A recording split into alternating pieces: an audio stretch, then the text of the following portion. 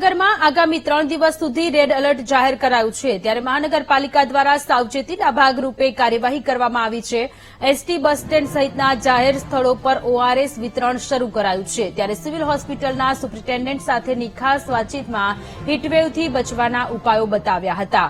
તેમણે બપોરે 12 થી 4 ઘરની બહાર ન નીકળવા, વધારે પાણી, છાશનું સેવન કરી શરીરને પૂરતા પ્રમાણમાં ડિહાઇડ્રેટ રાખવા જણાવ્યું। સુતરાઉ કપડાં પહેરો, ગરમી લાગવાના કોઈપણ લક્ષણો જણાય તો તેને અવગણવા નહીં, તેમજ નજીકના આરોગ્ય કેન્દ્રનો સંપર્ક કરવાની પણ અપીલ કરી।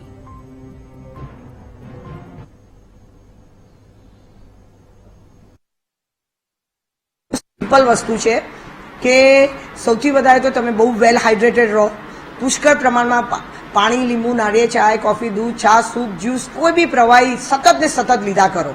તમારી પાસે જે બી અવેલેબલ છે, સાદું માટલાનું પાણી બી પીધા કરશો તે દેટ વિલ વર્ક વન્ડરફુલ।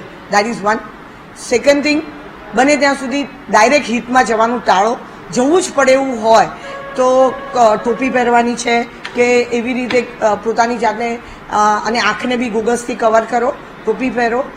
બને એટલું જલ્દી એ જગ્યાએ પીક અવર્સ આમ વિચારીએ તો લગભગ 12 થી 4 જેટલો સમય અતિશય ગરમી હોય છે, તો એની પહેલા કામ પતાવી અને કોઈ શેડેડ એરિયામાં જતા રહો। રાજ્યમાં 3 દિવસ હીટવેવ જે છે તેની આગાહી કરવામાં આવી છે।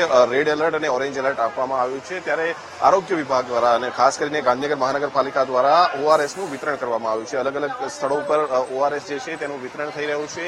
જે મહાનગરપાલિકાના આરોગ્ય વિભાગ દ્વારા આ ઓઆરએસના પડીકાઓનું વિતરણ કરવામાં આવી રહ્યું છે। ગાંધીનગરમાં પથિક આશ્રમ ખાતે જાહેર સ્થળોએ જે બસ સ્ટેન્ડ છે ત્યાં આ જે વિતરણ જે છે તે કરવામાં આવી રહ્યું છે। જે પથિક આશ્રમ ખાતે એસટી બસ સ્ટેન્ડની અંદર જોઈ શકાય છે કે ડ્રાઈવર અને કંડક્ટર જે સૌથી વધુ પ્રભાવિત થતા હોય છે, દિવસ દરમિયાન જેની કામગીરી થતી હોય છે, તેવા કર્મચારીઓ જે છે તેમને ઓઆરએસનું વિતરણ કરવામાં આવી રહ્યું છે। સાથે જો વાત કરવામાં આવે તો મહાનગરપાલિકાએ અલગ અલગ જે સ્થળો છે તે સ્થળો ઉપરમાં જે વિતરણ જે છે તે કર્યું છે અને જે બસ સ્ટેન્ડ છે અને સાથે જ અન્ય જે સ્થળો છે જાહેર સ્થળો, તે જાહેર સ્થળો ઉપર વિતરણ જે છે તે કરવામાં આવ્યું છે।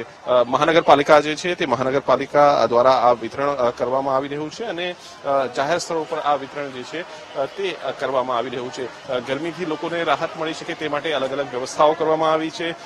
ગાંધીનગર મહાનગરપાલિકાએ પણ 3 દિવસ રેડ એલર્ટ આપ્યું છે, જ્યારે 2 દિવસ ઓરેન્જ એલર્ટ આપવામાં આવ્યું છે। કેમેરામેન શાયર શર્મા સાથે મેહુલ દેસાઈ, ગાંધીનગર।